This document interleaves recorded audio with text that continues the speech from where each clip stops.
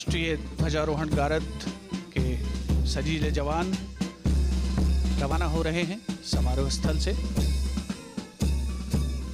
इसमें शामिल थल सेना का प्रतिनिधित्व इस बार किया प्रथम गोरखा राइफल्स ने, क्योंकि 5वीं बटालियन जिसमें भाग ले रही थी।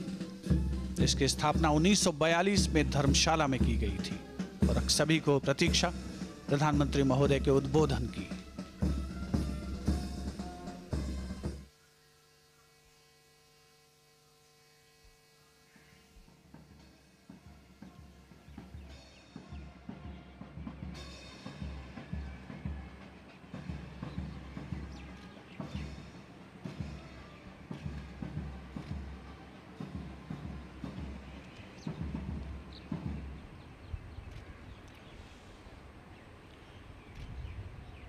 मेरे प्यारे देशवासियों, आज़ादी के इस पावन पर्व की सभी देशवासियों को बधाई और बहुत बहुत शुभकामनाएं।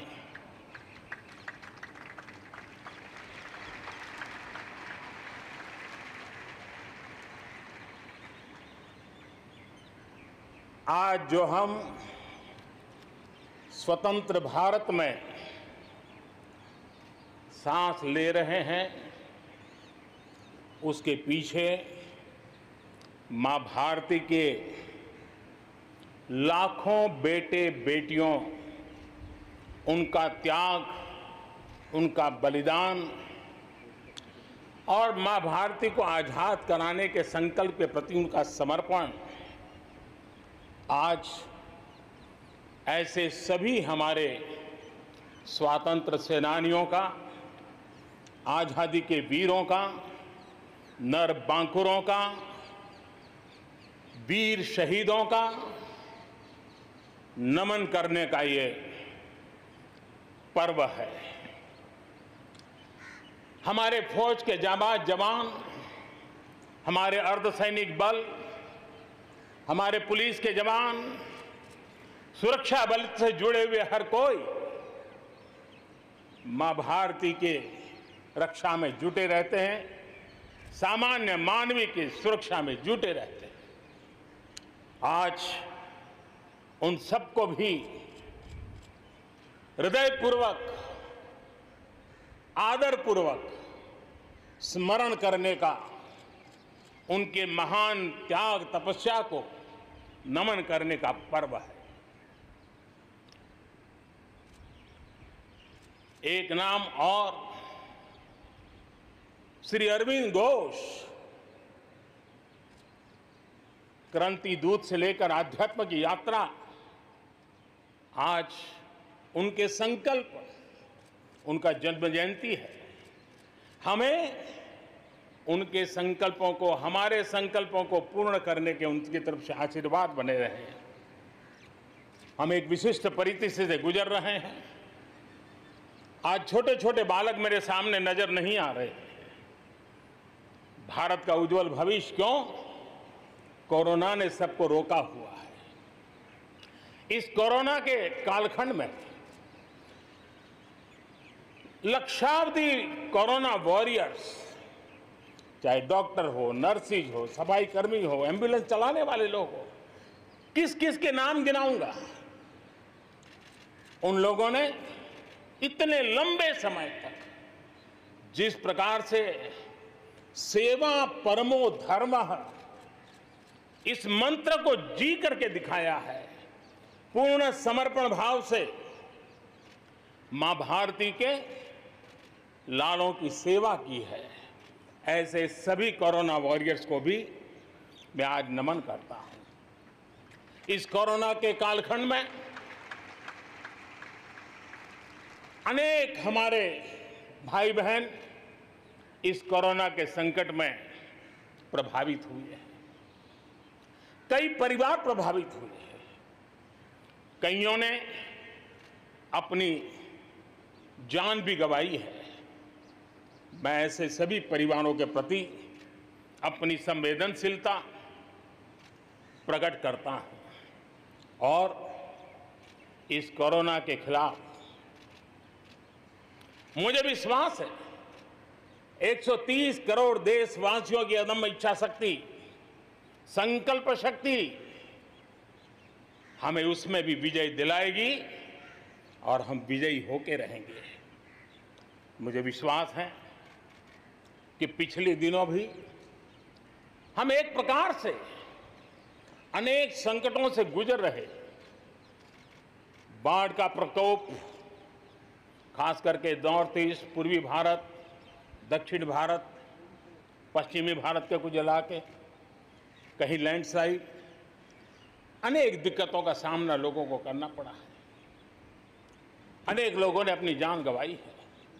मैं उन परिवारों के प्रति भी मेरी संवेदना व्यक्त करता हूं और राज्य सरकारों के साथ कंधे से कंधा मिलाकर के ऐसी संकट की घड़ी में हमेशा देश एक बनकर के, चाहे केंद्र सरकार हो, राज्य सरकार हो, हम मिलकर के तत्काल जितनी भी मदद पहुंचाने का प्रयास कर सकते हैं, सफलतापूर्वक कर रहे हैं। मेरे प्यारे देशवासियों, आजादी का पर्व हमारे लिए, ये स्वतंत्रता का पर्व आजादी के वीरों को याद कर करके नए संकल्पों की ऊर्जा का एक अवसर होता है। एक प्रकार से हमारे लिए ये नई प्रेरणा लेकर के आता है, नया उमंग, नया उत्साह लेकर के आता है। और इस बार तो हमारे लिए संकल्प करना बहुत आवश्यक भी है और बहुत शुभ अवसर भी है, क्योंकि अगला जब हम आजादी का पर्व मनाएंगे तब हम 75 वर्ष में प्रवेश करेंगे। ये अपने आप में एक बहुत बड़ा अवसर है और इसलिए आज आने वाले 2 साल के लिए बहुत बड़े संकल्प लेकर के हमें चलना है। 130 करोड़ देशवासियों को चलना है। आजादी के 75 वर्ष में जब प्रवेश करेंगे और आजादी के 75 वर्ष जब पूर्ण होंगे, हम हमारे संकल्पों की पूर्ति का एक महापर्व के रूप में उसको भी मनाएंगे। मेरे प्यारे देशवासियों, हमारे पूर्वजों ने अखंड एक निष्ठ तपस्या करके त्याग और बलिदान की उच्च भावनाओं को प्रस्तावित करते हुए हमें जिस प्रकार से आजादी दिलाई है, उन्होंने न्यौछावर कर दिया है।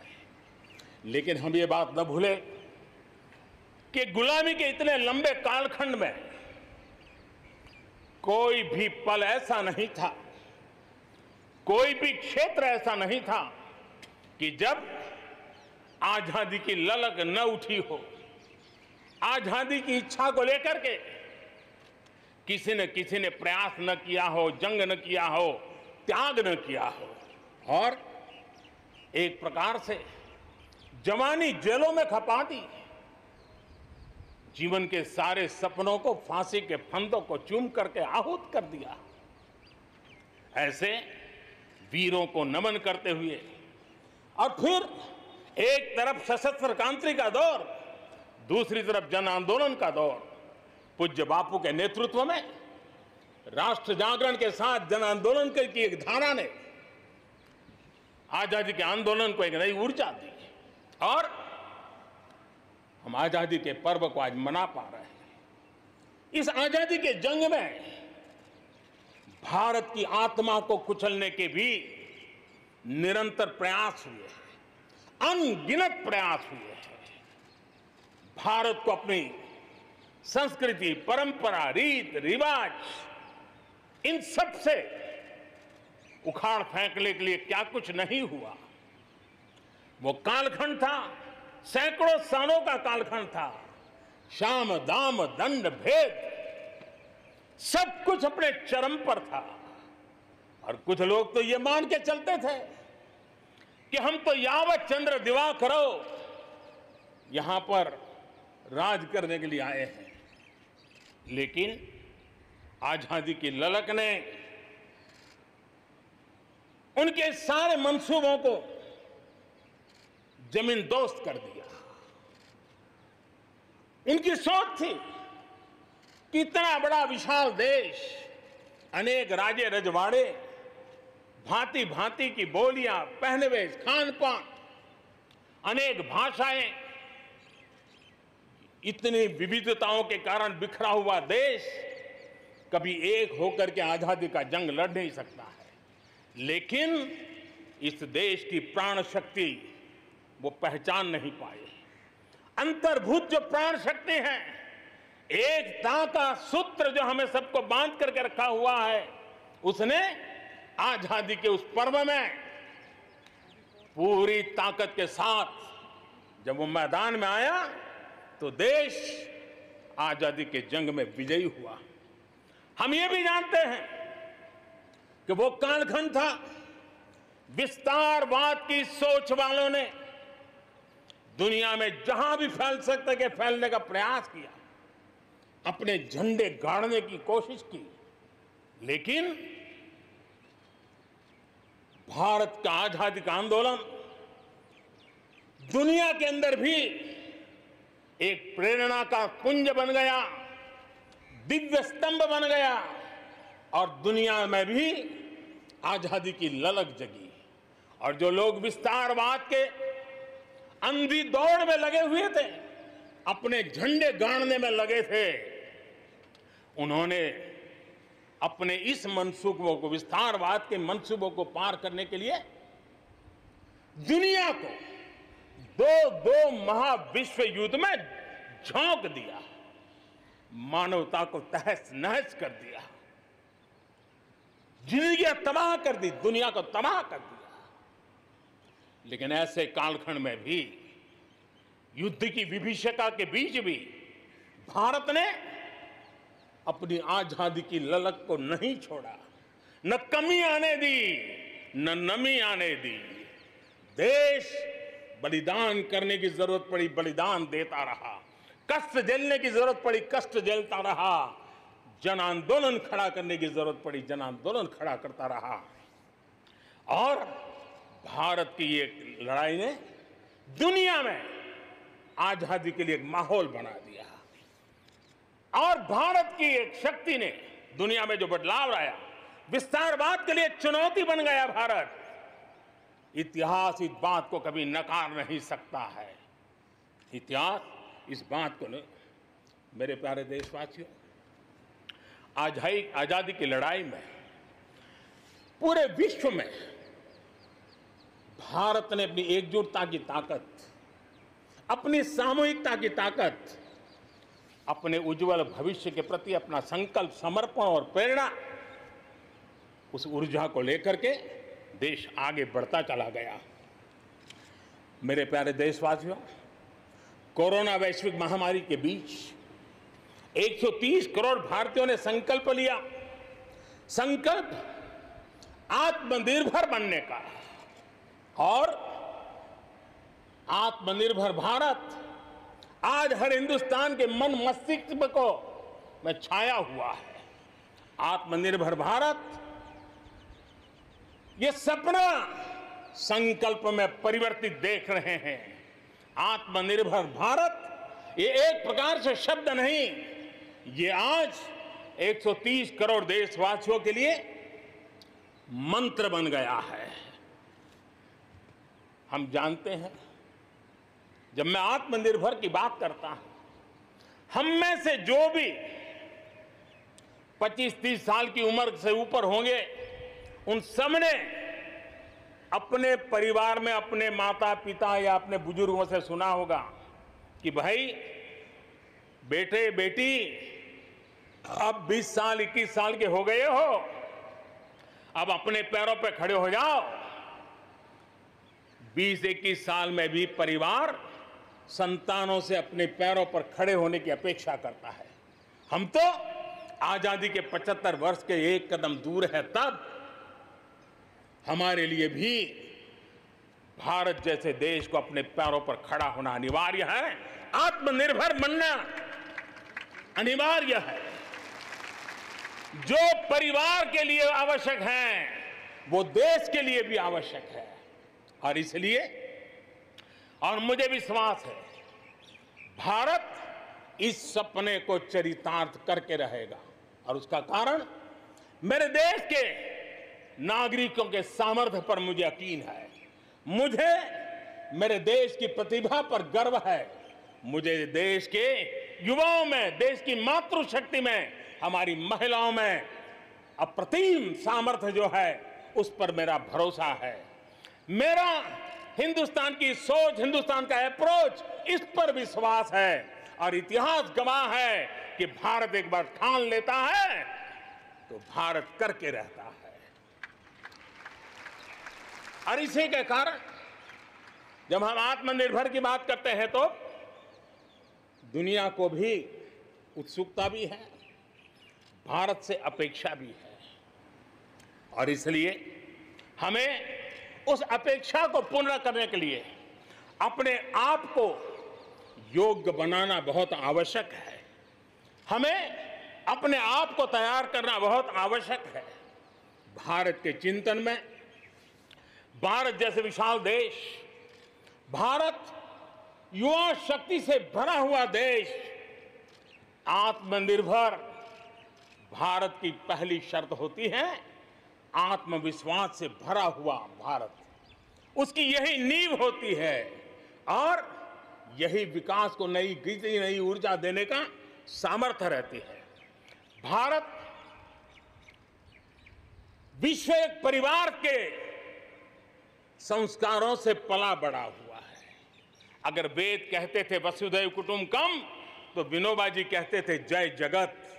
और इसलिए हमारे लिए विश्व एक परिवार है। और इसलिए आर्थिक विकास भी हो, लेकिन साथ साथ मानव और मानवता का भी केंद्र स्थान होना चाहिए, इसका महत्व होना चाहिए। उसी को लेकर के हम चलते हैं। आज दुनिया इंटरकनेक्टेड है, आज दुनिया इंटरडिपेंडेंट है। और इसलिए समय की मांग है कि विश्व अर्थव्यवस्था में भारत जैसे विशाल देश का योगदान बढ़ना चाहिए। विश्व कल्याण के लिए भी ये भारत का कर्तव्य है। और भारत को अपना योगदान बढ़ाना है तो भारत को स्वयं को सशक्त होना होगा, भारत को आत्मनिर्भर होना होगा। हमें जग कल्याण के लिए भी अपने आप को सामर्थ्यवान बनाना ही पड़ेगा। और जब हमारी जड़ें मजबूत होगी, हमारा अपना सामर्थ्य होगा, तो हम दुनिया का भी कल्याण करने की दिशा में कदम उठा सकते हैं। हमारे देश में अथाक प्राकृतिक संपदा है, क्या कुछ नहीं है। आज समय की मांग है कि हमारे इन प्राकृतिक संसाधनों में हम वैल्यू एडिशन करें, हम हमारे मानव संपदा में मूल्य वृद्धि करें, नई ऊंचाइयों पर ले जाएं। और हम देश में कब तक कच्चा माल विदेश भेजते रहेंगे, रॉ मटेरियल कब तक दुनिया में भेजते रहेंगे। और देखिए तो रॉ मटेरियल दुनिया में भेजना और फिनिश गुड को दुनिया से वापस लाना, ये खेल कब तक चलेगा। और इसलिए हमें आत्मनिर्भर बनना होगा। हमारी हर शक्ति पर वैश्विक आवश्यकताओं के अनुसार मूल्य वृद्धि करना है, ये हमारा दायित्व है। ये वैल्यू एडिशन करने की दिशा में हम आगे बढ़ना चाहते हैं। हम विश्व में योगदान करने के लिए हम आगे बढ़ना चाहते हैं। विश्व में हम कुछ न कुछ, उसी प्रकार से कृषि क्षेत्र, एक समय था जब हम बाहर से गेहूं मंगवा करके अपना पेट भरते थे, लेकिन हमारे देश के किसानों ने वो कमाल करके दिखा दिया। आत्मनिर्भर भारत आज कृषि क्षेत्र में बना है। आज भारत के किसान, भारत के नागरिकों का ही पेट भरते इतना नहीं है, आज भारत वो स्थिति में है कि दुनिया में जिसकी जरूरत है उसको भी हम अन्न दे सकते हैं। अगर ये हमारी शक्ति है, आत्मनिर्भर की ये ताकत है, तो हमारे कृषि क्षेत्र में भी मूल्य वृद्धि आवश्यक है। वैश्विक आवश्यकताओं के अनुसार हमारे कृषि जगत में बदलाव की आवश्यकता है। विश्व की अपेक्षाओं को पूरा करने के लिए हमने हमारे कृषि जगत को भी आगे बढ़ाने की जरूरत है। आज देश अनेक नए कदम उठा रहा है और इसलिए अब आप देखिए स्पेस सेक्टर में हमने खुला कर दिया, देश के युवाओं को अवसर मिला है। हमने कृषि क्षेत्र को कानूनों से मुक्त कर दिया, बंधनों से मुक्त कर दिया। हमने आत्मनिर्भर बनाने का प्रयास किया हुआ है। जब भारत स्पेस सेक्टर में ताकतवर बनता है तो पड़ोसियों को जरूर उसका लाभ होता है। जब आप ऊर्जा के क्षेत्र में पावरफुल होते हैं तो जे देश अपना अंधेरा मिटाना चाहता है, भारत उसमें मदद कर सकता है। देश के जब हेल्थ सेक्टर का इंफ्रास्ट्रक्चर आत्मनिर्भर हो जाता है तो विश्व के अनेक देशों को टूरिज्म के रूप में, हेल्थ डेस्टिनेशन के रूप में भारत उनकी पसंदीदा बन सकता है। और इसलिए हमें आवश्यक है कि हम भारत में बने सामान की पूरी दुनिया में वाहवाही कैसी हो। और एक जमाना था हमारे देश में जो चीजें बनती थी, हमारे स्किल मैन पावर के द्वारा जो काम होता था, उसकी दुनिया में बहुत वाहवाही होती थी, इतिहास गवाह है। हमें जब आत्मनिर्भर की बात करते हैं तब सिर्फ इंपोर्ट कम करना इतना ही हमारी सोच नहीं है। जब आत्मनिर्भर की बात करते हैं तब हमारी ये जो कौशल्य है, हमारा जो ह्यूमन रिसोर्स का सामर्थ्य है, जब चीजें बाहर से आने लगती हैं तो उसका वो सामर्थ्य खत्म होता चला जाता है, पीढ़ी दर पीढ़ी वो नष्ट हो जाता है। हमें हमारे उस सामर्थ्य को बचाना भी है, बढ़ाना भी है, कौशल्य को बढ़ाना है, क्रिएटिविटी को बढ़ाना है और उसको लेकर के हमें आगे बढ़ना है। हमें स्किल डेवलपमेंट की दिशा में बल देना है। आत्मनिर्भर भारत के लिए, हमारे सामर्थ्य को बढ़ाने के लिए मेरे प्यारे देशवासियों, मैं जानता हूं जब मैं आत्मनिर्भर की बात करता हूं तब अनेक आशंकाएं प्रकट भी की जाती है। मैं इस बात को मानता हूं कि आत्मनिर्भर भारत के लिए लाखों चुनौतियां हैं और जब विश्व स्पर्धा के मोड़ में हो तब तो चुनौतियां बढ़ भी जाती हैं। लेकिन देश के सामने अगर लाखों चुनौतियां हैं तो देश के पास करोड़ों समाधान देने वाले शक्ति भी है, मेरे देशवासी भी हैं जो समाधान का सामर्थ्य देते हैं। अब देखिए कोरोना के संकट काल में हमने देखा कि बहुत सी चीजों के लिए हम कठिनाइयों में हैं, हमें दुनिया से लाना है, दुनिया दे नहीं पा रही थी। हमारे देश के नौजवानों ने, हमारे देश के उद्यमियों ने, हमारे देश के उद्योग जगत के लोगों ने बिड़ा उठा लिया। जिस देश में N95 नहीं बनता था बनने लगे, PPE नहीं बनता था बनने लग गए, वेंटिलेटर नहीं बनता था बनने लग गए। देश की आवश्यकताओं की तो पूर्ति हुई, लेकिन दुनिया में एक्सपोर्ट करने की हमारी ताकत बन गई। दुनिया की जरूरत थी आत्मनिर्भर भारत दुनिया को कैसे मदद कर सकता है, आज हम इसमें देख सकते हैं। और इसलिए विश्व की भलाई में भी भारत का योगदान करना ये दायित्व बनता है और उसलिए भी हमें उसी प्रकार से बहुत हो चुका। आजाद भारत की मानसिकता क्या होनी चाहिए? आजाद भारत की मानसिकता होनी चाहिए वोकल फॉर लोकल। हमारे जो स्थानीय उत्पाद है उसका हमने गौरवगान करना चाहिए। हम अपनी चीजों का गौरवगान नहीं करेंगे तो उसको अच्छा बनने का अवसर भी नहीं मिलेगा, उसकी हिम्मत नहीं बढ़ेगी। आइए हम मिलकर के संकल्प लें, आजादी के 75 साल के पर्व की ओर जब कदम रख रहे हैं तब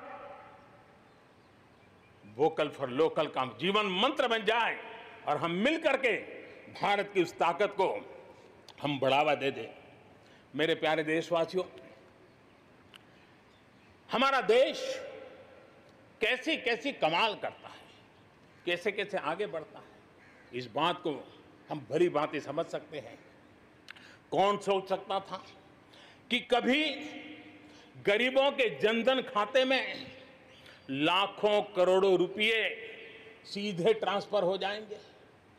कौन सोच सकता था कि किसानों की भलाई के लिए एपीएमसी जैसा एक्ट में इतने बदलाव हो जाएंगे? कौन सोचता था हमारे व्यापारी आलम पे जो लटकती तलवार थी एसेंशियल कमोडिटी एक्ट इतने सालों के बाद वो भी बदल जाएगा। कौन सोचता था कि हमारा स्पेस सेक्टर हमारे देश के युवाओं के लिए खुला कर दिया जाएगा। आज हम देख रहे हैं, राष्ट्रीय शिक्षा नीति हो, one nation one ration card की बात हो, वन नेशन वन ग्रिड की बात हो, वन नेशन वन टैक्स की बात हो, इंसॉल्वेंसी और बैंकरप्सी कोड उसकी बात हो, चाहे बैंकों को मर्जर करने का प्रयास हो, देश की सच्चाई बन चुकी है, देश की हकीकत है। भारत में परिवर्तन के इस कालखंड में रिफॉर्म्स के परिणामों को दुनिया देख रही है। एक के बाद एक दूसरे से जुड़े हुए हम जो रिफॉर्म्स कर रहे हैं उसको दुनिया बहुत बारीकी से देख रही है और उसी का कारण है बीते वर्ष भारत में एफडीआई में अब तक के सारे रिकॉर्ड तोड़ दिए। फॉरेन डायरेक्ट इन्वेस्टमेंट अब तक के सारे रिकॉर्ड तोड़ दिए। बीते वर्ष भारत में एफडीआई में 18% की वृद्धि हुई है, बढ़ोतरी हुई है। और इसलिए कोरोना काल में भी दुनिया की बड़ी बड़ी कंपनियां भारत की ओर रुख ले रही हैं। ये विश्वास ऐसे ही पैदा नहीं हुआ है, ऐसे ही दुनिया मोहित नहीं हुई है। इसके लिए भारत ने अपनी नीतियों पर, भारत ने अपने लोकतंत्र पर, भारत ने अपनी अर्थव्यवस्था की बुनियाद की मजबूती पर जो काम किए हैं उसने ये विश्वास जगाया है। दुनिया भर के अनेक बिजनेस भारत को सप्लाई चेन के केंद्र के रूप में आज देख रहे हैं। अब हमें मेक इन इंडिया के साथ साथ मेक फॉर वर्ल्ड ये मंत्र को लेकर के भी हमें आगे बढ़ना है। 130 करोड़ देशवासियों का सामर्थ्य, जब एक ही समय में, जरा याद कीजिए पिछले कुछ दिन, और 130 करोड़ देशवासियों के सामर्थ्य के लिए गर्व कीजिए। कोरोना के इस महाकालखंड में एक तरफ चक्रवात, पूरब में भी चक्रवात, पश्चिम में भी चक्रवात, बिजली गिरने से अनेक लोगों की मौत की खबरें, कहीं पर बार बार भूस्खलन की घटनाएं, छोटे मोटे भूकंप के झटके इतना कम था तो हमारे किसानों के लिए टिड्डी दल की आपत्तियां आई। न जाने एक साथ एक के बाद एक मुसीबतों का अंबार लग गया। लेकिन उसके बावजूद भी देश जरा भी अपना विश्वास नहीं खोया। देश आत्मविश्वास के साथ आगे बढ़ता जाया गया। देशवासियों के जीवन को, देश की अर्थव्यवस्था को कोरोना के प्रभाव से जल्दी बाहर निकालना आज हमारी प्राथमिकता है। इसमें अहम भूमिका रहेगी नेशनल इंफ्रास्ट्रक्चर पाइपलाइन प्रोजेक्ट की। इस पर 110 लाख करोड़ उससे भी ज्यादा खर्च किए जाएंगे। इसके लिए अलग अलग सेक्टर्स में लगभग 7,000 प्रोजेक्ट्स की पहचान कर ली गई है। इससे देश के ओवरऑल इंफ्रास्ट्रक्चर डेवलपमेंट को एक नई दिशा भी मिलेगी, एक नई गति भी मिलेगी। और इससे हमेशा कहा जाता है, ऐसे संकट की घड़ी में जितना ज्यादा इंफ्रास्ट्रक्चर को बल दिया जाए ताकि आर्थिक गतिविधि बढ़ती है, लोगों को रोजगार मिलता है, काम मिलता है, उसके जुड़े हुए कई काम एक साथ चल जाते हैं। छोटे बड़े उद्योग, किसान, हर मध्यम वर्ग को इसका बहुत लाभ होता है। और आज मैं एक बात स्मरण करना चाहता हूं, जब अटल बिहारी वाजपेयी हमारे देश के प्रधानमंत्री थे, तब उन्होंने स्वर्णिम चतुर्भुज की एक बहुत बड़ी दूरगामी असर पैदा करने वाली योजना को प्रारंभ किया था और देश के रोड नेटवर्क के इंफ्रास्ट्रक्चर को नेक्स्ट जनरेशन पर ले गए थे, आज भी वो स्वर्णिम चतुर्भुज की तरफ देश बड़े गर्व से देख रहा है। हाँ, हमारा हिंदुस्तान बदल रहा है, देख रहा है। मेरे प्यारे देशवासियों, अटल जी ने अपने समय में एक काम किया, लेकिन अब हमें उसे आगे ले जाना है, हमें नई ओर ले जाना है। और अब हम साइलोज में नहीं चल सकते। हम इंफ्रास्ट्रक्चर को, रोड का रोड वाला काम करेगा, रेल का रेल में चला जाएगा, न रेल का रोड से संबंध, न रोड का रेल से संबंध, न एयरपोर्ट का पोर्ट से संबंध, न पोर्ट का एयरपोर्ट से संबंध, न रेलवे स्टेशन का बस से संबंध, बस स्टेशन से संबंध, न बस स्टेशन का रेलवे। ऐसी स्थिति नहीं चले। अब हमें सारा इंफ्रास्ट्रक्चर एक कॉम्प्रिहेंसिव हो, इंटीग्रेटेड हो, एक दूसरे के पूरक हो, रेल से रोड पूरक हो, रोड से सी पोर्ट पूरक हो, सी पोर्ट से पोर्ट पूरक हो। ये हमें एक नए सदी के लिए हमें मल्टी मॉडल कनेक्टिविटी इंफ्रास्ट्रक्चर, इसको जोड़ने के लिए हम अब आगे बढ़ रहे हैं और ये एक नया आयाम होगा। बहुत बड़ा सपना लेकर के इस पर काम शुरू किया है और मुझे विश्वास है ये साइलोस को खत्म करके हमारे इस सारी व्यवस्था को एक नई ताकत देंगे। इसके साथ साथ हमारे समुद्री तट, विश्व व्यापार में समुद्री तटों का अपना बहुत महत्व होता है। जब हम पोर्ट लेड डेवलपमेंट को लेकर के चले हैं, तब हम आने वाले दिनों में समुद्री तट के पूरे हिस्से में 4 लेन रोड बनाने की दिशा में एक आधुनिक इंफ्रास्ट्रक्चर के लिए हम काम करेंगे। मेरे प्यारे देशवासियों, हमारे यहाँ शास्त्रों में एक बहुत बड़ी बात और बड़ी महत्वपूर्ण बात कही गई है। हमारे यहाँ शास्त्रों में कहा गया है, सामर्थ्य मूलम स्वातंत्रम, सामर्थ्य मूलम स्वातंत्रम, श्रम मूलम च वैभवम, श्रम मूलम च वैभवम। यानी किसी समाज की, किसी भी राष्ट्र की आजादी का स्रोत उसका सामर्थ्य होता है और उसके वैभव, उन्नति, प्रगति का स्रोत उसकी श्रम शक्ति है। और इसलिए सामान्य नागरिक, शहर हो या गांव, उसकी मेहनत का कोई मुकाबला नहीं है।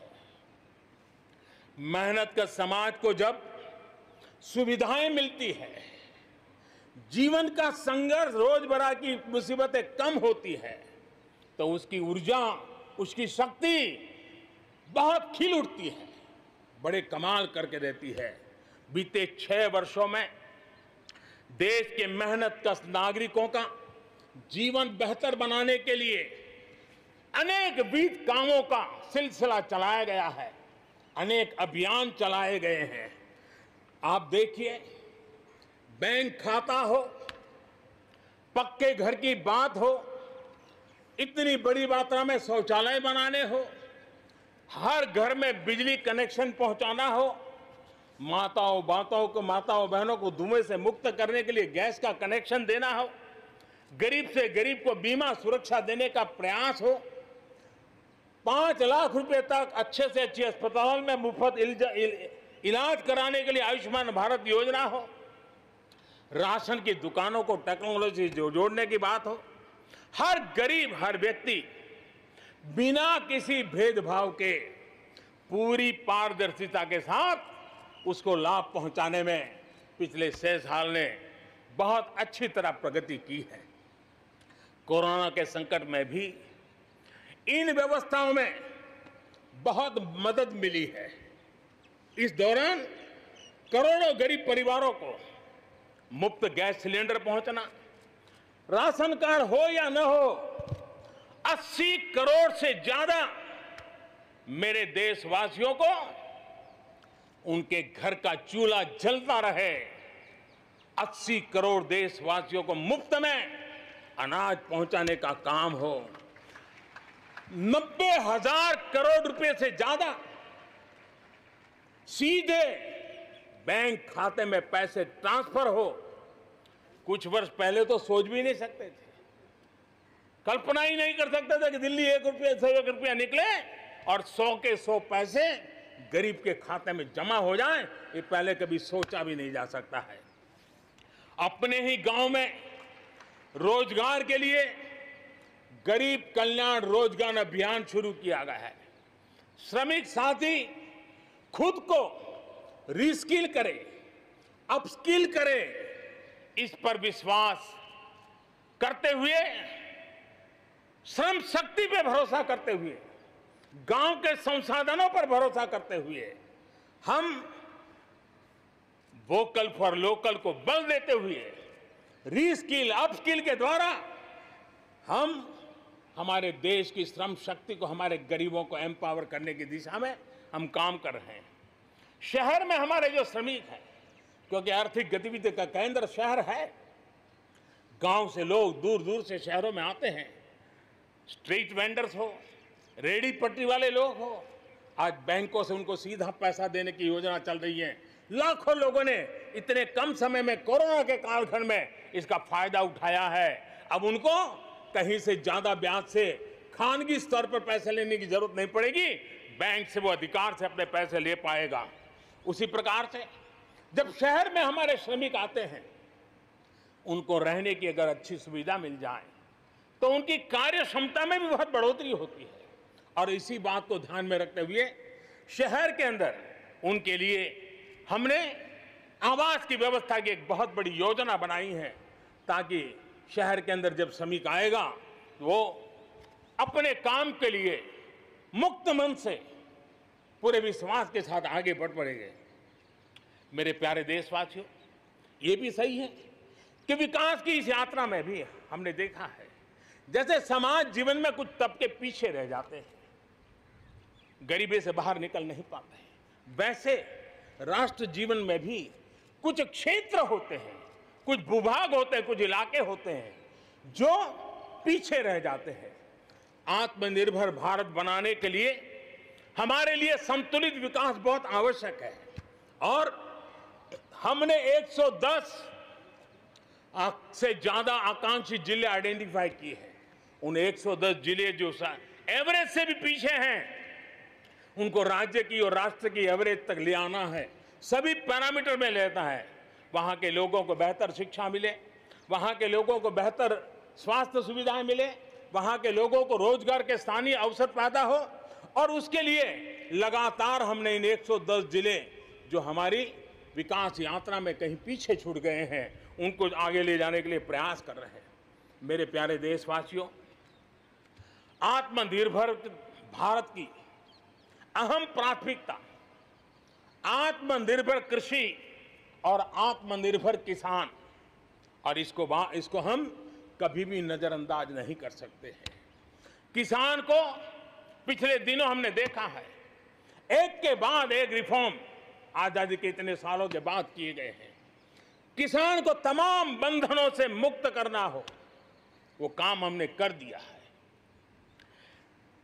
आप सोच नहीं सकते होंगे, हमारे देश में आप अगर साबुन बनाते हैं, हिंदुस्तान के कोने में जाके साबुन बेच सकते हैं। आप अगर कपड़ा बनाते हैं, हिंदुस्तान के किसी कोने में जाके कपड़ा बेच सकते हैं। आप चीनी बनाएं, आप चीनी बेच सकते हैं। लेकिन मेरा किसान, बहुत लोगों को पता नहीं होगा, मेरे देश का किसान जो उत्पादन करता था, न वो अपनी मर्जी से बेच सकता था, न अपनी मर्जी से जहां बेचना चाहता था वहां बेच सकता था। उसके लिए जो दायरा तय किया था वहीं बेचना पड़ता था। उस सारे बंधनों को हमने खत्म कर दिया है। अब हिंदुस्तान का किसान उस आजादी की सांस को ले पाएगा, ताकि वो हिंदुस्तान के किसी में भी, दुनिया के किसी भी कोने में अपना माल बेचना चाहता है, वो अपने टर्म्स पर बेच पाएगा। इस बात को हमने किसान की आय को बढ़ाने के लिए अनेक वैकल्पिक चीजों को भी बल दिया है। उसके किसानी में इनपुट कॉस्ट कैसे कम हो, सोलार पंप, उसको डीजल पंप से मुक्ति कैसे दिला दे, अन्नदाता ऊर्जादाता कैसे बने, मधुमक्खी पालन हो, फिशरीज हो, पोल्ट्री हो, ऐसे अनेक चीजें उसके साथ जुड़ जाएं, ताकि उसकी आय दोगुना हो जाए। उस दिशा में हम लगातार काम कर रहे हैं। आज समय की मांग है, हमारा कृषि क्षेत्र आधुनिक बने, मूल्य वृद्धि हो, वैल्यू एडिशन हो, फूड प्रोसेसिंग हो, पैकेजिंग की व्यवस्था हो, उसको संभालने की व्यवस्था हो, और इसलिए अच्छे इंफ्रास्ट्रक्चर की जरूरत है।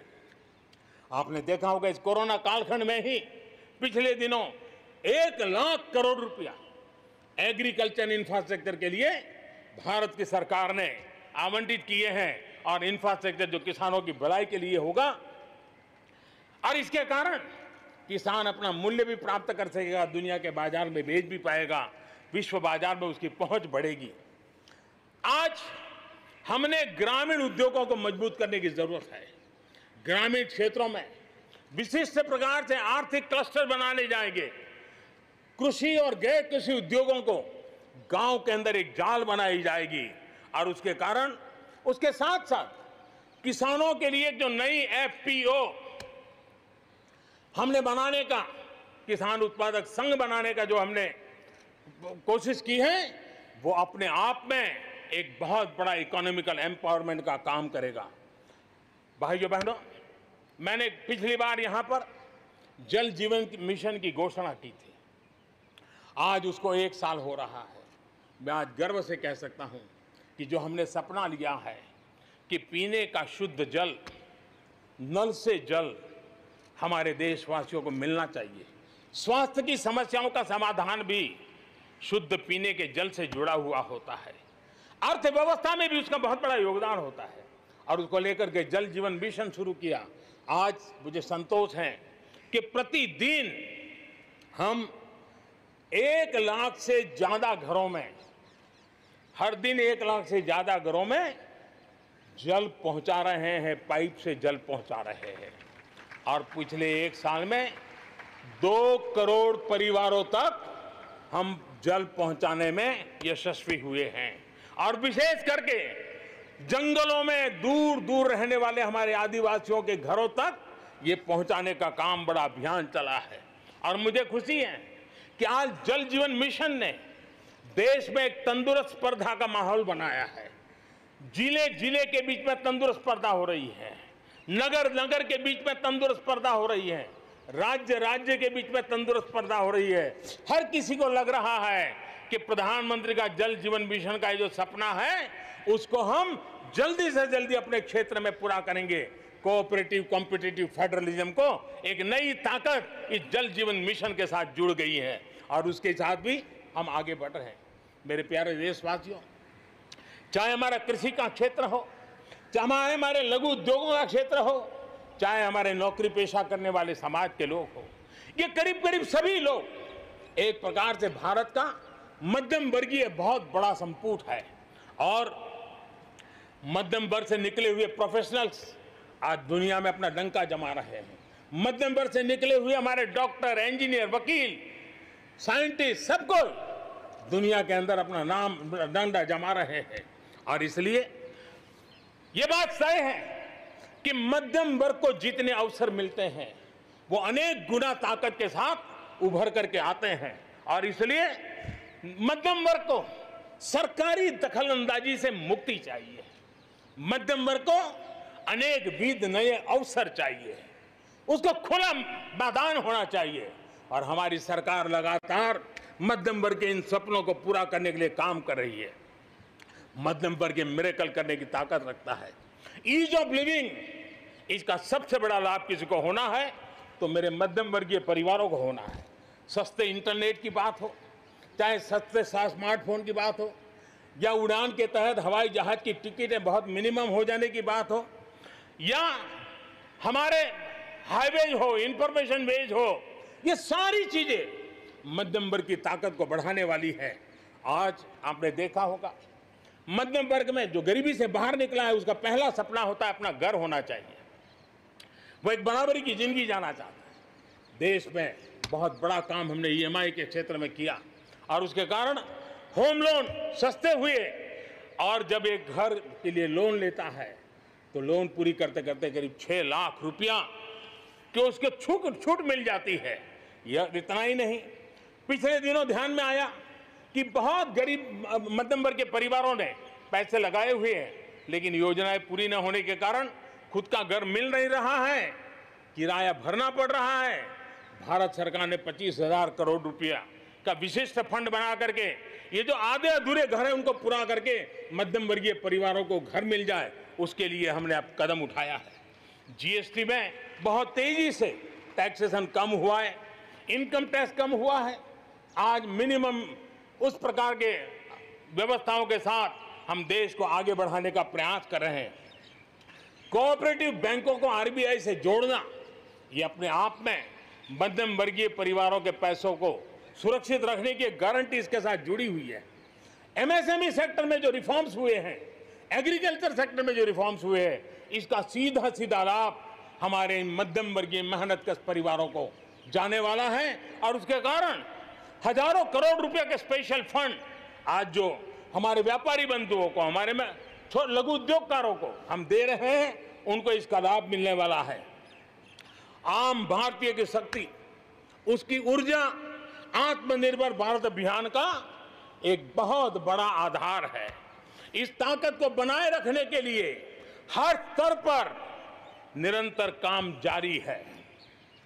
मेरे प्यारे देशवासियों, आत्मनिर्भर भारत के निर्माण में, आधुनिक भारत के निर्माण में, नए भारत के निर्माण में, समृद्ध और खुशहाल भारत के निर्माण में देश की शिक्षा का बहुत बड़ा महत्व है।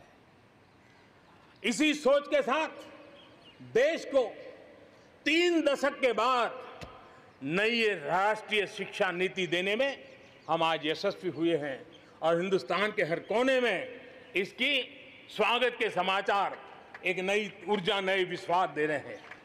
ये शिक्षा, ये राष्ट्रीय शिक्षा नीति हमारे विद्यार्थियों को जड़ से जोड़ेगी, लेकिन साथ साथ उसको एक ग्लोबल सिटीजन बनाने का भी पूरा सामर्थ्य देगी। वो जड़ों से जुड़ा होगा, लेकिन उसका सर आसमान की ऊंचाइयों को छूता होगा। आज आपने देखा होगा राष्ट्रीय शिक्षा नीति में एक विशेष बल दिया गया है नेशनल रिसर्च फाउंडेशन का, क्योंकि देश को प्रगति करने के लिए इनोवेशन बहुत आवश्यक होता है। इनोवेशन को जितना बल मिलेगा, रिसर्च को जितना बल मिलेगा, उतना ही देश को आगे ले जाने में और कॉम्पिटिटिव वर्ल्ड के अंदर आगे बढ़ने में बहुत ताकत मिलेगी। आपने सोचा होगा, क्या कभी इतना तेजी से गांव तक ऑनलाइन क्लासेस का इतना माहौल बन जाएगा? कभी कभी आफत में भी कुछ ऐसी चीजें उभर करके आ जाती हैं, नई ताकत दे देती हैं। और इसलिए आपने देखा होगा कोरोना काल में ऑनलाइन क्लासेस एक प्रकार से कल्चर बन गया है। आप देखिए ऑनलाइन डिजिटल ट्रांजैक्शन वो भी कैसे बढ़ रहे हैं। भीम यूपीआई गत 1 महीने में, यानी किसी को भी गर्व होगा कि भारत जैसे देश में यूपीआई भीम के द्वारा गत 1 महीने में 3 लाख करोड़ रुपए का ट्रांजैक्शन हुआ है। ये अपने आप में हम किस प्रकार से बदली हुई स्थितियों को स्वीकार करने लगे हैं, ये इसका नमूना है। आप देखते हैं 2014 से पहले हमारे देश में 5 दर्जन पंचायतें, 5 दर्जन पंचायतों में ऑप्टिकल फाइबर था। गत 5 वर्ष में 1.5 लाख ग्राम पंचायतों तक ऑप्टिकल फाइबर नेटवर्क पहुंच चुका है, जो आज इतना मदद कर रहा है। सभी पंचायतों में पहुंचने के लक्ष्य के साथ हमने काम शुरू किया था।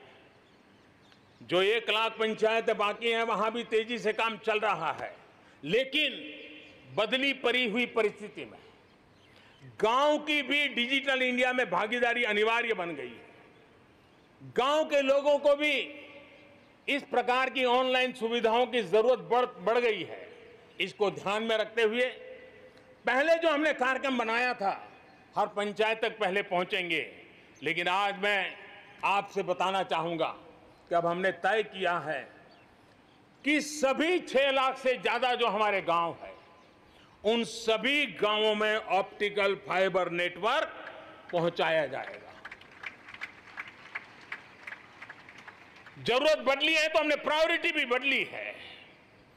6 लाख से अधिक गांवों में हजारों लाखों किलोमीटर ऑप्टिकल फाइबर का काम चलाया जाएगा और हमने तय किया है 1000 दिन में, 1000 दिन के अंदर अंदर देश के 6 लाख से अधिक गांवों में ऑप्टिकल फाइबर नेटवर्क काम पूरा कर दिया जाएगा। बदलती हुई टेक्नोलॉजी में साइबर स्पेस, ये हमारी निर्भरता बढ़ती ही जाने वाली है। लेकिन साइबर स्पेस में खतरे भी जुड़े हुए होते हैं, भली भांति दुनिया इससे परिचित है, और इनसे देश के सामाजिक ताने बाने, हमारी अर्थव्यवस्था और हमारे देश के विकास पर भी खतरे पैदा करने का ये आसान मार्ग बन सकता है।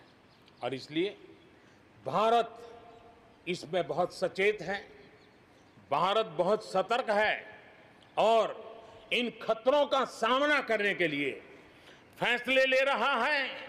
इतना ही नहीं, नई व्यवस्थाएं भी लगातार विकसित की जा रही है। बहुत ही अल्प समय में नई साइबर सुरक्षा रणनीति, इसका एक पूरा खाका देश के सामने आएगा। आने वाले समय में सब इकाइयों को जोड़ करके हम इस साइबर सिक्योरिटी के अंदर सबको एक साथ चलना पड़ेगा। उसके लिए आगे बढ़ने की रणनीति बनाएंगे। मेरे प्यारे देशवासियों, भारत में महिला शक्ति को जब जब भी अवसर मिले, उन्होंने देश का नाम रोशन किया, देश को मजबूती दी है। महिलाओं को स्वरोजगार और रोजगार के समान अवसर देने के लिए आज देश प्रतिबद्ध है। आज भारत में महिलाएं अंडरग्राउंड कोयले की खदान में काम कर रही हैं, तो आज मेरे देश की बेटियां फाइटर प्लेन भी उड़ा करके आसमान की बुलंदियों को चूम रही है। आज भारत दुनिया के उन देशों में है जहां नौसेना और वायुसेना में महिलाओं को कॉम्बैट रोल में शामिल किया जा रहा है। गर्भवती महिलाओं को सैलरी के साथ 6 महीने की छुट्टी देने का फैसले की बात हो, हमारे देश की महिलाएं जो 3 तलाक के कारण पीड़ित रहती थी, वैसी हमारी मुस्लिम बहनों को मुक्ति दिलाने, आजादी दिलाने का काम हो, महिलाओं के आर्थिक सशक्तिकरण की बात हो। 40 करोड़ जो जनधन खाते खोले गए हैं, उसमें 22 करोड़ खाते हमारी बहनों के हैं। कोरोना काल में करीब 30,000 करोड़ रुपए इन बहनों के खाते में जमा कर दिए गए हैं। मुद्रा लोन 25 करोड़ के करीब मुद्रा लोन दिए गए, उसमें 70% मुद्रा लोन लेने वाली हमारी माताएं बहनें हैं। प्रधानमंत्री आवास योजना के तहत जो खुद का घर मिल रहा है, उसमें अधिकतम रजिस्ट्री भी महिलाओं के नाम हो रही है। मेरे प्यारे देशवासियों, गरीब बहन बेटियों की बेहतर स्वास्थ्य की भी चिंता ये सरकार लगातार कर रही है। हमने जन औषधि केंद्र के अंदर 1 रुपये में सैनिटरी पैड पहुंचाने के लिए एक बहुत बड़ा काम किया। 6000 जन औषधि केंद्रों में पिछले थोड़े से समय में ही करीब 5 करोड़ से ज्यादा सैनिटरी पैड हमारी इन गरीब महिलाओं तक पहुंच चुके हैं। बेटियों में कुपोषण खत्म हो, उनकी शादी की सही आयु क्या हो, इसके लिए हमने कमेटियां की रचना की है।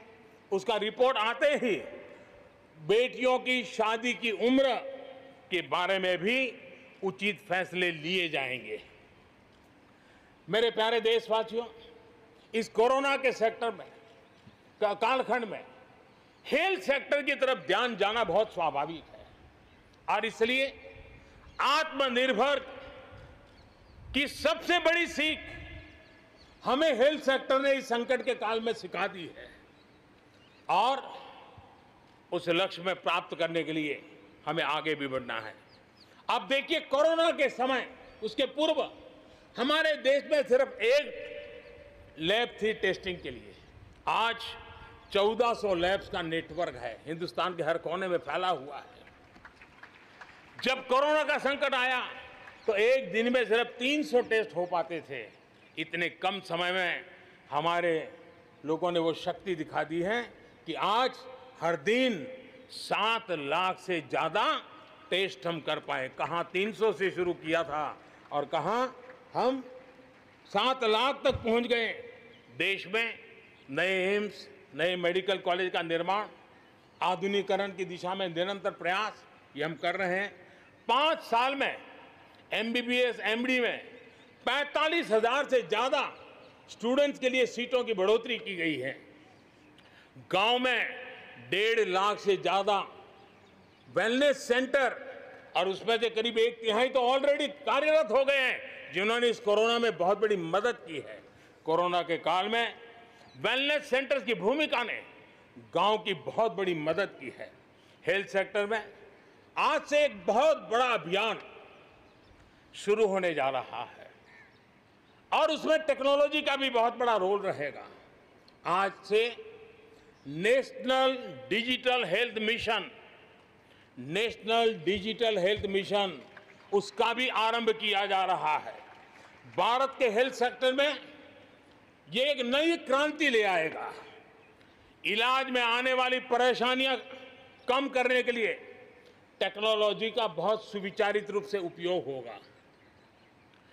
प्रत्येक भारतीय को हेल्थ आईडी दी जाएगी। ये हेल्थ आईडी प्रत्येक भारतीय के स्वास्थ्य खाते की तरह काम करेगी।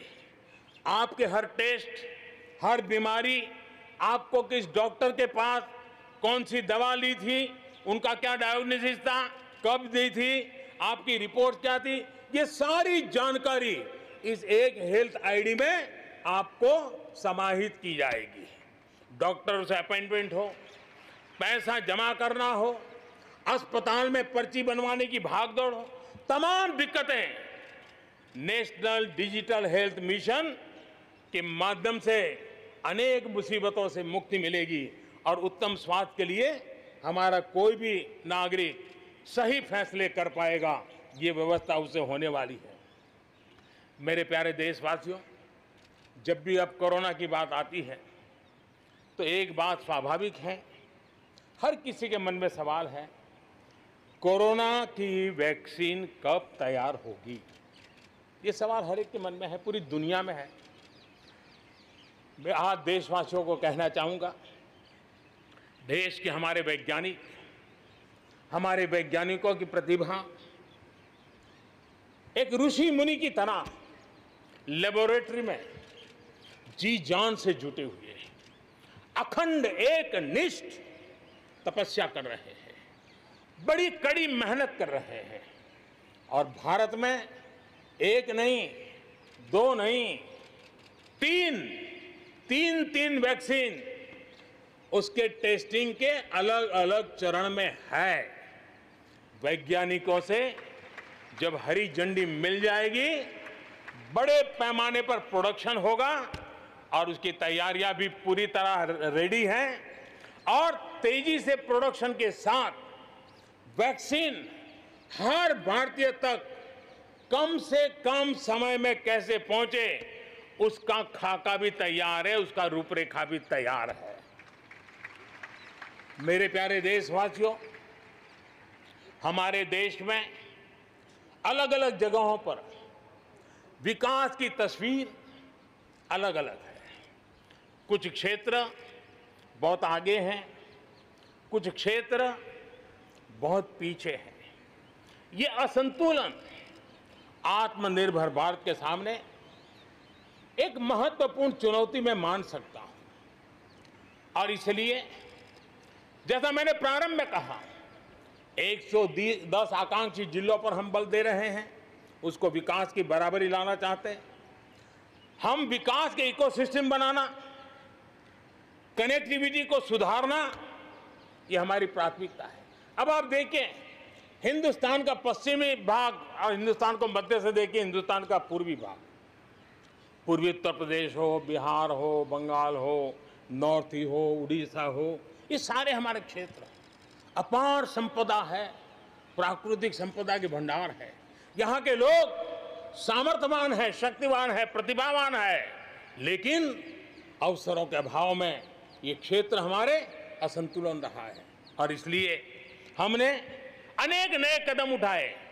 ईस्टर्न डेडिकेटेड फ्रेट कॉरिडोर हो, पूर्व में गैस पाइपलाइन से जोड़ने की बात हो, नए रोड रेल का इंफ्रास्ट्रक्चर खड़ा करना हो, वहां नए पोर्ट बनाने हो, यानी एक प्रकार से पूरा डेवलपमेंट के लिए जो इंफ्रास्ट्रक्चर का खाका होना चाहिए, बड़ा होलिस्टिक तरीके से विकसित हम कर रहे हैं ताकि हमारे क्षेत्र भी विकास की दिशा में। उसी प्रकार से लेह लद्दाख करगिल जम्मू कश्मीर एक क्षेत्र, एक प्रकार से इस क्षेत्र को एक वर्ष पूर्व 370 से आजादी मिल चुकी है, एक साल पूरा हो चुका है। ये एक साल जम्मू कश्मीर के एक नई विकास यात्रा का बड़ा महत्वपूर्ण पड़ाव है।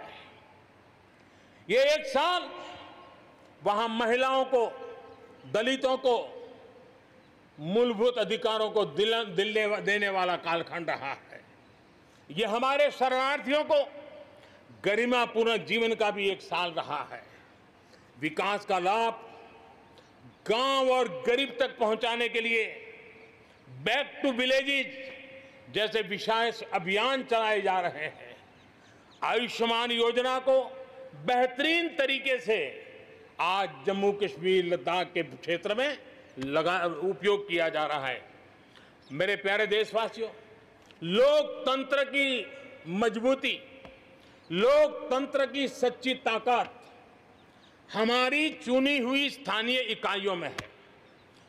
हम सभी के लिए गर्व की बात है कि जम्मू कश्मीर में स्थानीय इकाइयों के जनप्रतिनिधि सक्रियता और संवेदनशीलता के साथ विकास के नए युग को आगे बढ़ा रहे हैं।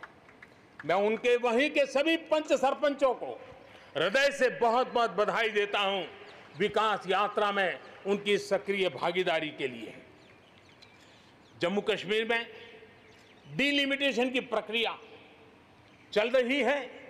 सुप्रीम कोर्ट के निवृत्त न्यायमूर्ति के नेतृत्व में डिलिमिटेशन का काम चल रहा है और जल्दी से डिलिमिटेशन का काम पूरा होते ही भविष्य में वहां चुनाव हो, जम्मू कश्मीर के एमएलए हो, जम्मू कश्मीर के मंत्रीगण हो, जम्मू कश्मीर के मुख्यमंत्रीगण हो, नई ऊर्जा के साथ विकास के मार्ग पर आगे बढ़ें। इसके लिए देश प्रतिबद्ध भी है और प्रयासरत भी है।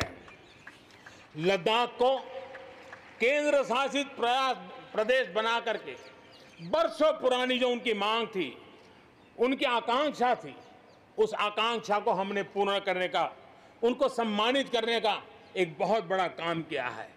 हिमालय की ऊंचाइयों में बसा लद्दाख विकास के नए शिखर की ओर आगे बढ़ रहा है।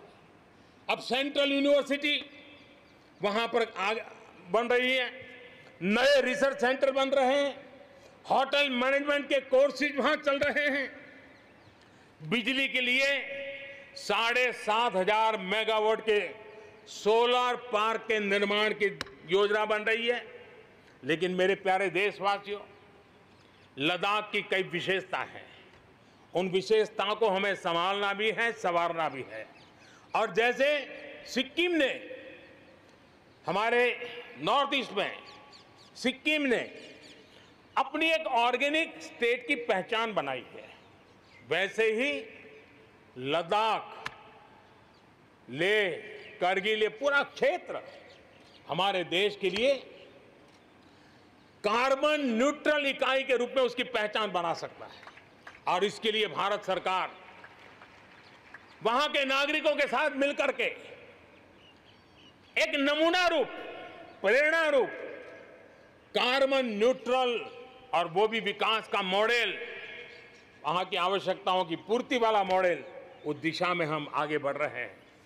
मेरे प्यारे देशवासियों, भारत ने दिखाया है कि पर्यावरण के साथ संतुलन रखते हुए भी तेज विकास संभव है। आज भारत वन वर्ल्ड, वन सन, वन ग्रिड के विजन के साथ पूरी दुनिया में को खास करके सूर्य ऊर्जा के क्षेत्र में प्रेरित कर रहा है। रिन्यूएबल एनर्जी के उत्पादन के मामले में आज भारत दुनिया के 5 टॉप देशों में अपनी जगह बना चुका है।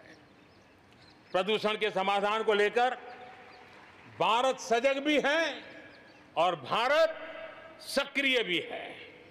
स्वच्छ भारत अभियान हो, धुआं मुक्त रसोई गैस की व्यवस्था हो, एलईडी बल्ब का अभियान हो, सीएनजी आधारित ट्रांसपोर्टेशन की व्यवस्था हो, इलेक्ट्रिक मोबिलिटी के लिए प्रयास हो, हम कोई कसर नहीं छोड़ रहे हैं।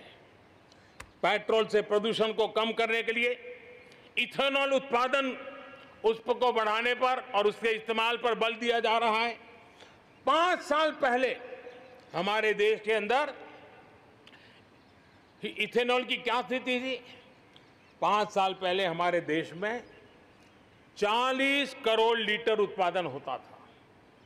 आज 5 साल में 5 गुना हो गया और आज 200 करोड़ लीटर इथेनॉल हमारे देश में बन रहा है, जो पर्यावरण के लिए बहुत उपयोगी हो रहा है। मेरे प्यारे देशवासियों, देश के 100 शहरों में, चुने हुए 100 शहरों में प्रदूषण कम करने के लिए हम एक होलिस्टिक अप्रोच के साथ, एक इंटीग्रेटेड अप्रोच के साथ, एक जन भागीदारी के साथ आधुनिक टेक्नोलॉजी का उपयोग भरपूर करते हुए हम उसे प्रदूषण कम करने की दिशा में एक मिशन मोड में काम करने वाले हैं। मेरे प्यारे देशवासियों, भारत इस बात को गर्व से कह सकता है, भारत उन बहुत कम देशों में से एक है जहां जंगलों का विस्तार हो रहा है। अपनी बायोडायवर्सिटी के संरक्षण और संवर्धन के लिए भारत पूरी तरह संवेदनशील है।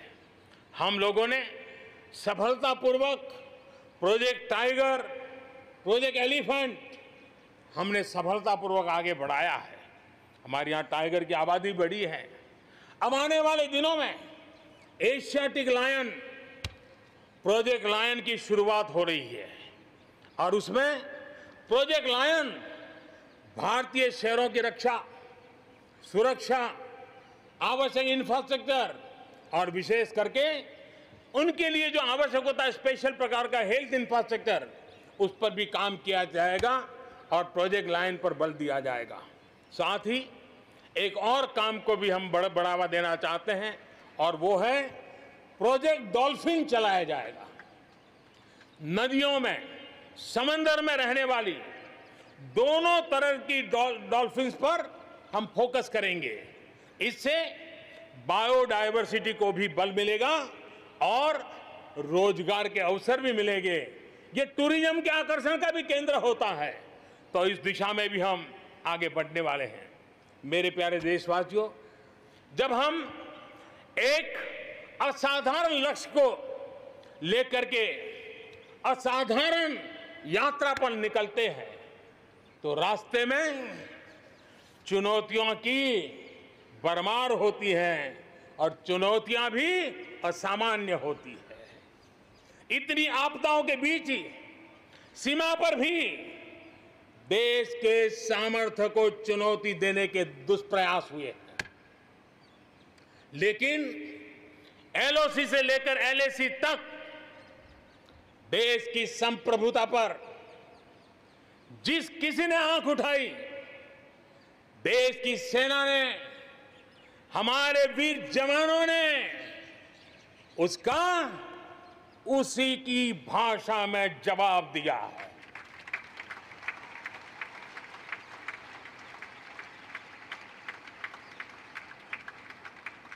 भारत की संप्रभुता की रक्षा के लिए पूरा देश एक जोश से भरा हुआ है, संकल्प से प्रेरित है और सामर्थ्य पर अटूट श्रद्धा के साथ आगे बढ़ रहा है। इस संकल्प के लिए हमारे वीर जवान क्या कर सकते हैं, देश क्या कर सकता है, ये लद्दाख में दुनिया ने देख लिया है।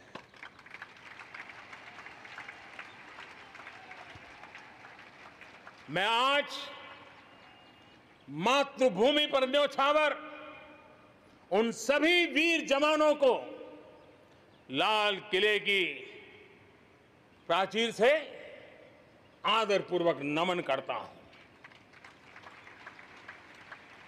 आतंकवाद हो या विस्तारवाद, भारत आज डटकर मुकाबला कर रहा है। आज दुनिया पर का भारत पर विश्वास और मजबूत हुआ है। पिछले दिनों संयुक्त राष्ट्र सुरक्षा परिषद के अस्थायी सदस्य के रूप में 192 में से 192 में से 184 देशों से कहा भारत को समर्थन मिलना, ये हमारे हर हिंदुस्तानी के लिए गर्व दिलाता है। विश्व में हमने कैसी अपनी पहुंच बनाई है, उसका यह उदाहरण है।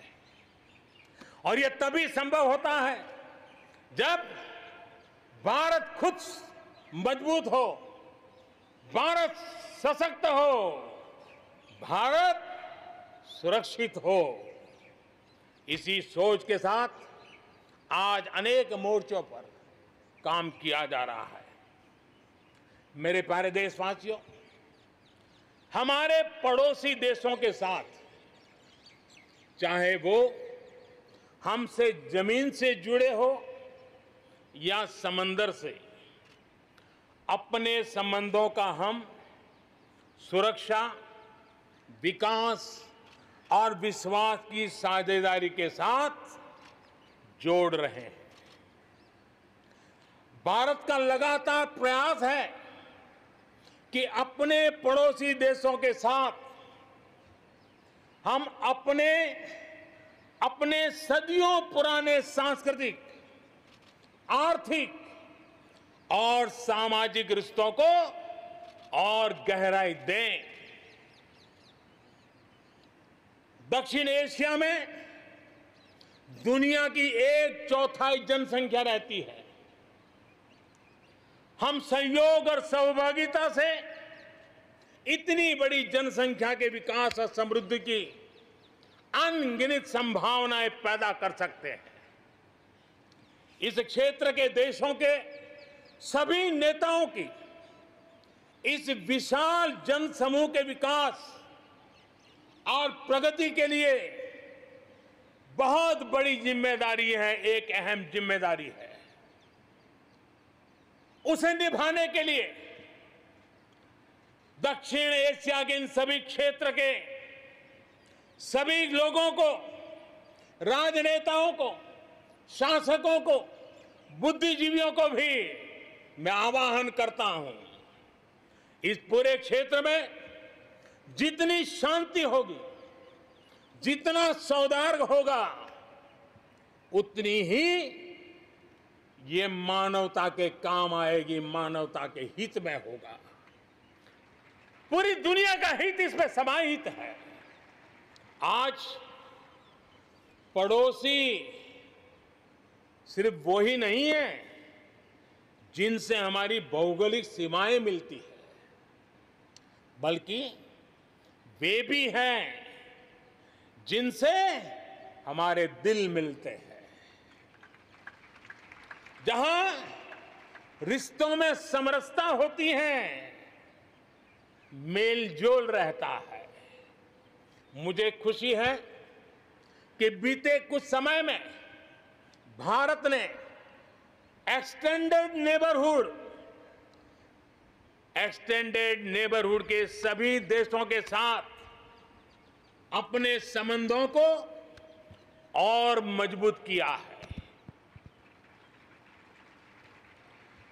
पश्चिम एशिया के देशों से हमारे राजनीतिक, आर्थिक और मानवीय संबंधों की प्रगति में कई गुना तेजी आई है।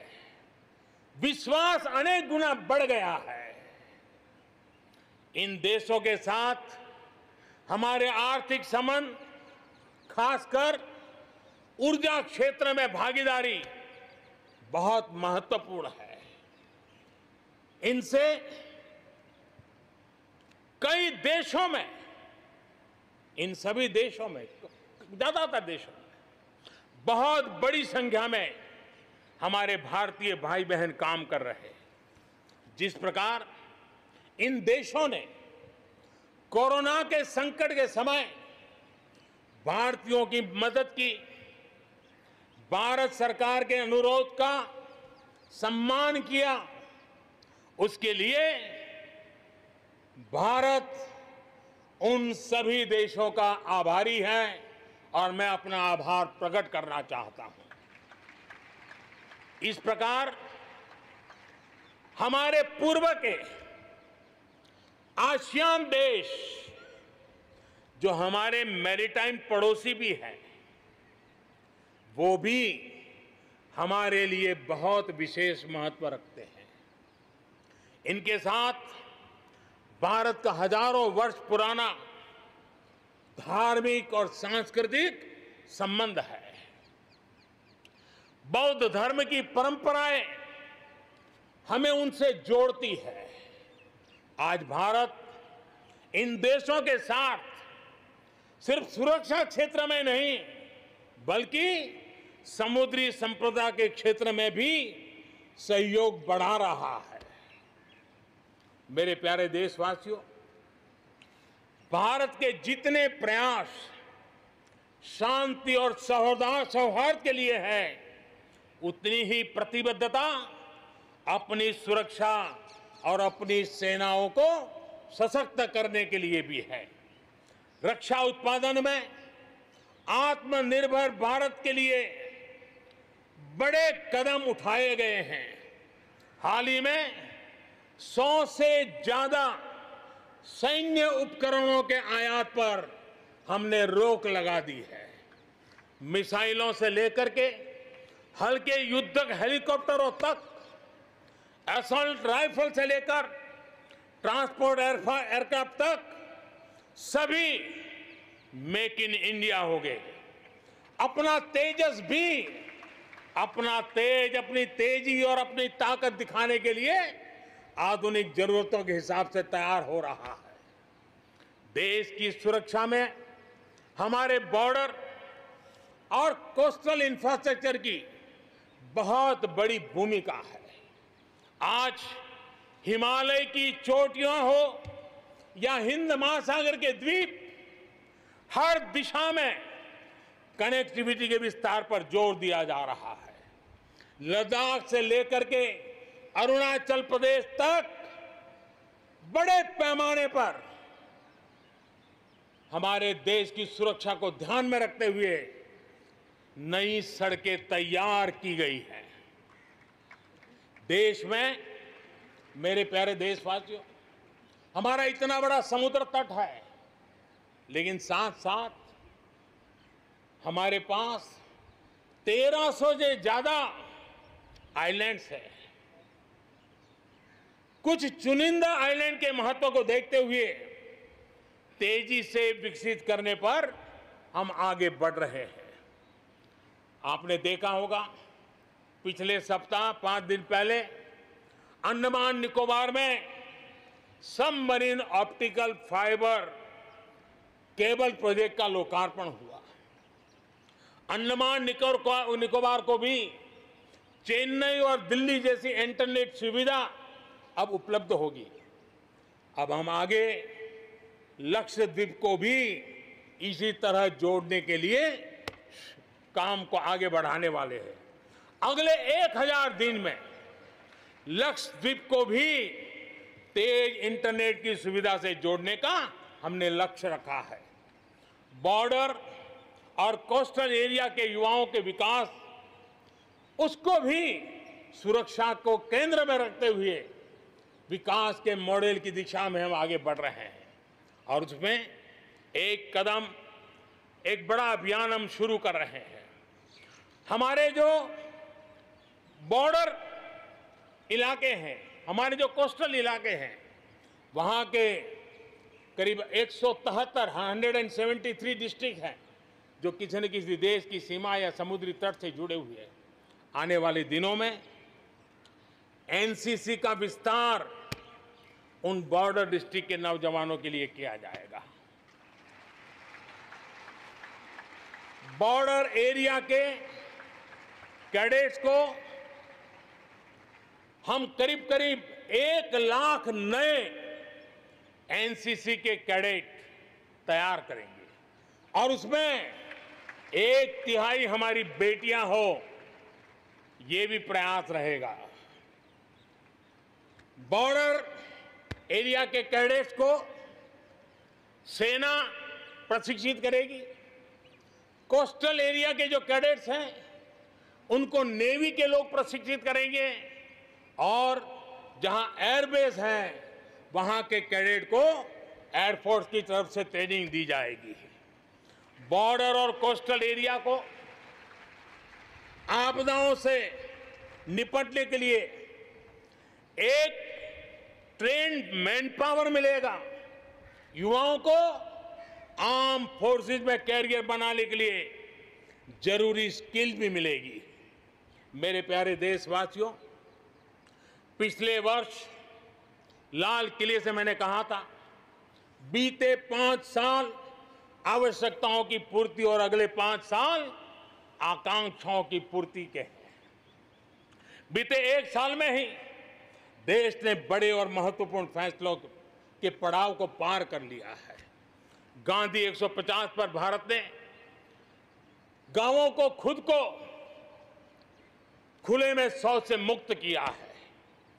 आस्था की वजह से प्रताड़ित शरणार्थियों को नागरिकता देने का कानून, दलितों, पिछड़ों, ओबीसी के लिए, एससी, एसटी, ओबीसी के लिए आरक्षण के अधिकार को बढ़ाने की बात हो, असम और त्रिपुरा में ऐतिहासिक शांति समझौता हो, फौज की सामूहिक शक्ति को और प्रभावी बनाने के लिए चीफ ऑफ डिफेंस स्टाफ की नियुक्ति हो, करतारपुर साहिब कॉरिडोर का रिकॉर्ड समय में निर्माण हो।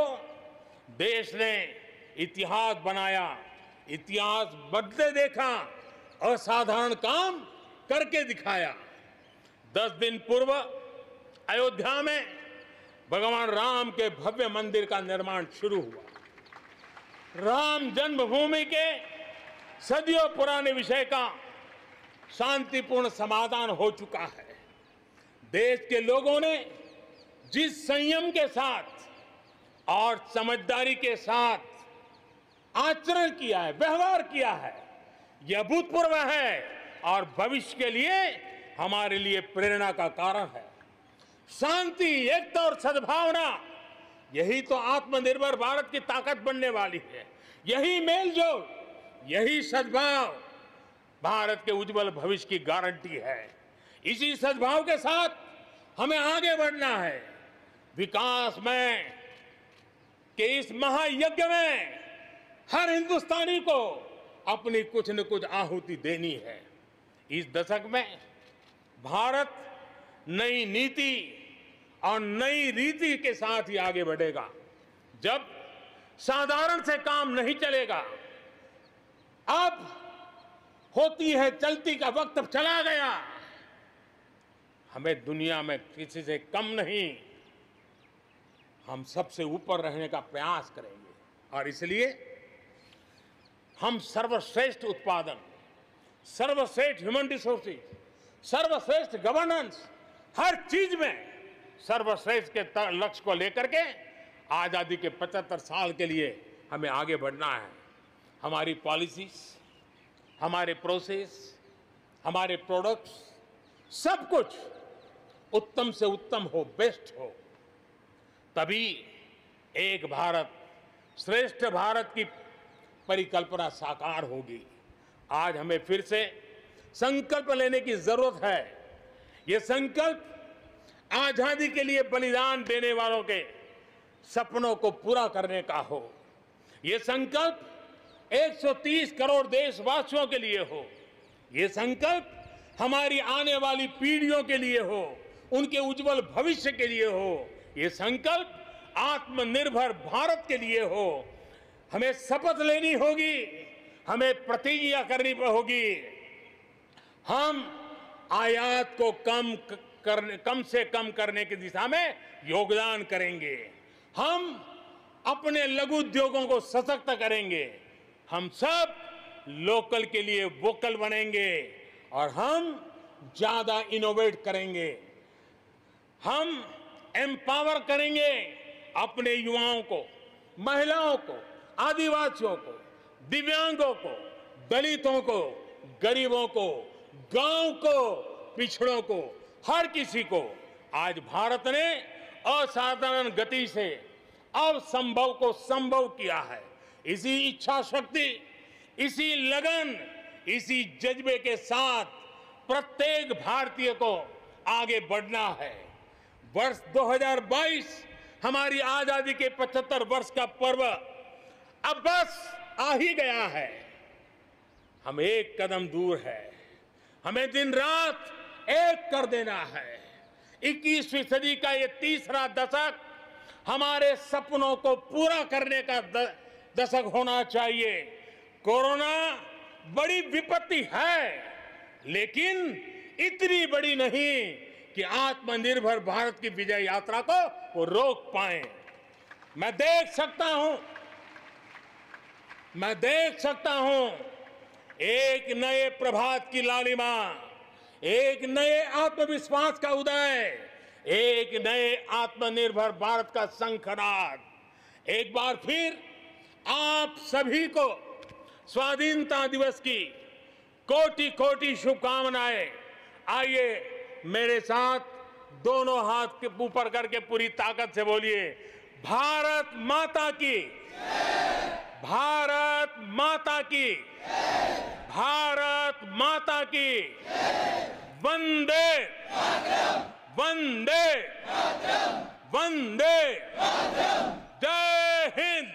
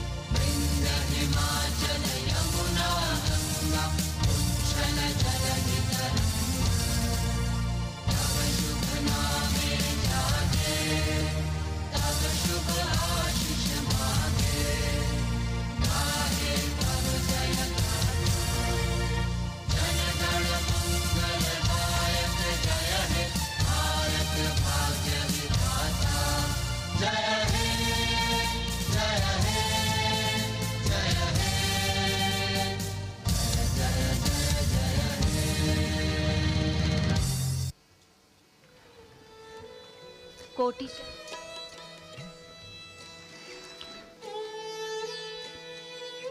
माननीय प्रधानमंत्री महोदय ने 74वें स्वाधीनता दिवस के अवसर पर अपने उद्बोधन में देश के सामने जो प्राथमिकताएं हैं उनका उल्लेख